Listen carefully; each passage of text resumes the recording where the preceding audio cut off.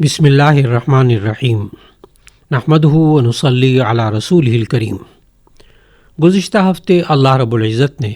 ہمیں سورۃ الفاطر کی آیت نمبر 1 سے آیت نمبر 17 تک کی تلاوت، ترجمہ اور تشریح کانوں سے سننے اور زبان سے ادا کرنے کی توفیق عطا فرمائی۔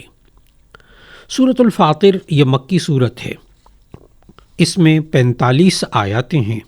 اور 5 رکوع ہیں، اور یہ سورہ مبارکہ نازل ہونے کے اعتبار سے 43ویں سورت ہے، اور موجودہ قرآنی سورتوں کی ترتیب کے اعتبار سے یہ سورہ مبارکہ 35ویں سورت ہے۔ اس سورہ مبارکہ کی پہلی آیت میں ہی اس سورت کا نام موجود ہے، یعنی سورہ فاطر۔ فاطر کا معنی ہوتا ہے عدم سے وجود میں لانا، اور یہ فاطر خالق کے معنی میں بھی ہے۔ چنانچہ اللہ رب العزت نے اس سورہ مبارک کے اندر اپنی قدرت کے دلائل ذکر فرمائے۔ پہلی آیت میں فرمایا تمام تر حمد و ثنا اسی اللہ تعالیٰ کے لائق ہے جو آسمان اور زمین کو پیدا کرنے والا ہے، کہ جن کے اور اللہ نے فرشتوں کو پیدا کیا، جو فرشتے ایسے ہیں جن کے 2 اور 3 اور 4 پر ہیں، اور اللہ تعالیٰ کسی چیز کے پیدا کرنے میں جو چاہتا ہے کرتا ہے، کیونکہ اللہ تعالیٰ ہر چیز پر قادر ہے۔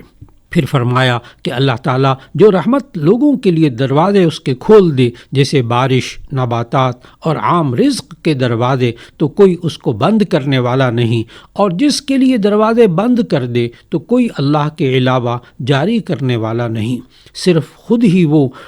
تمام چیزیں کشادہ کر سکتا ہے اور بند بھی کر سکتا ہے، وہی غالب یعنی قادر اور حکمت والا ہے۔ اس کے بعد اگلی آیت میں فرمایا اے لوگو، جیسے اس کی قدرت کامل ہے اسی طرح اس کی نعمتیں بھی کامل ہیں۔ اللہ کی نعمتوں کا کوئی شمار نہیں ہے، اس لیے اللہ تعالیٰ کے جو تم پر احسانات ہیں ان کو یاد کرو اور ان کا شکر ادا کرو۔ اور شکر یہ ہے کہ توحید اختیار کرو اور شرک چھوڑ دو، اور یاد رکھو کہ اللہ تعالیٰ کے علاوہ نہ کوئی تخلیق اور ایجاد کر سکتا ہے، نہ ہی اس کو قائم اور باقی رکھ سکتا ہے۔ تو معلوم ہوا وہ اللہ کامل ہے، اس کی قدرت بھی کامل ہے، تو پھر یقیناً اللہ کے علاوہ کوئی عبادت کے لائق نہیں ہے۔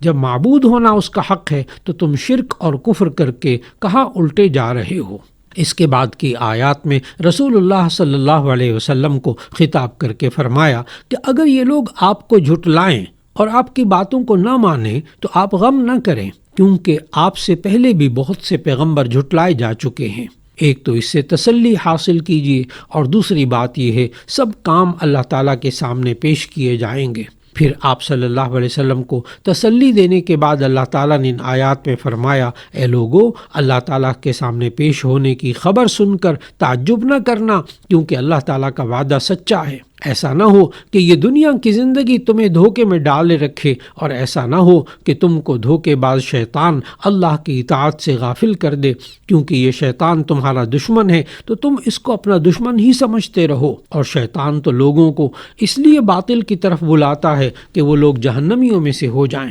لہٰذا جن لوگوں نے کفر کیا اور اس کی باتوں میں پھنس گئے ان کے لیے آخرت میں سخت عذاب ہے، اور جن لوگوں نے اللہ کے رسول صلی اللہ علیہ وسلم کی اطاعت کی، ان پر ایمان لائے اور نیک اعمال کیے اور شیطان کی دعوت کو قبول نہیں کیا، تو ایسے لوگوں کے لیے بخشش اور بڑا اجر و ثواب ہے۔ اس کے بعد اللہ رب العزت نے سورہ فاطر کی آیت نمبر 9 سے لے کر 17 تک اپنی قدرت کاملہ کی نشانیاں بیان فرمائیں کہ اللہ رب العزت کی ذات ایسی قدرت والی ہے جو بارش سے پہلے ہواؤں کو بھیجتا ہے، پھر وہ ہوائیں بادلوں کو اٹھاتی ہیں، پھر اللہ تعالیٰ اس بادل کو زمین کے خشک حصے کی طرف لے جاتے ہیں جس سے وہاں بارش ہوتی ہے، پھر ہم اس کے ذریعے یعنی بادل کے پانی کے ذریعے سے زمین کو نباتات سے زندہ کرتے ہیں، حالانکہ وہ بالکل خشک ہو چکی ہوتی ہے۔ تو پھر اسی طرح اللہ تعالیٰ قیامت کے دن سب کو زندہ فرمائے گا۔ اس کے بعد فرمایا جو آدمی عزت حاصل کرنا چاہتا ہے اس کو چاہیے